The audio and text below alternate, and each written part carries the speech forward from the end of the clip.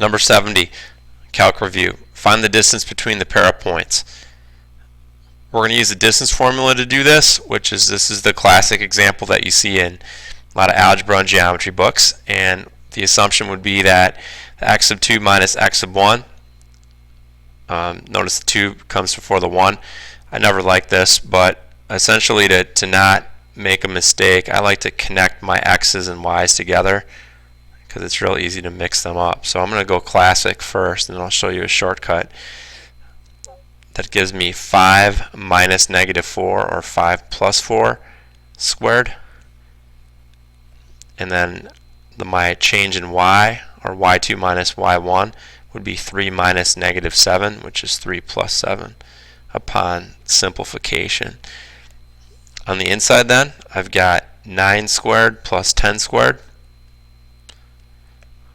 or the square root of 81 plus 100, which is the square root of 181. And since 181 doesn't have any perfect squares, there's no need to break it down, so I know that this is going to be my solution. Just another way you may want to approach this. In the past, I mean, you've seen x2 minus x1 and y2 minus y1 before. It should look real familiar from this formula. Y2 minus y1 over x2 minus x1, or the slope formula. And remember, the slope is the same thing as saying change in y over change in x. So what I'll do is just think of the problem this way. I'm going to replace in the formula, and I want to think of it like change in x squared plus change in y squared.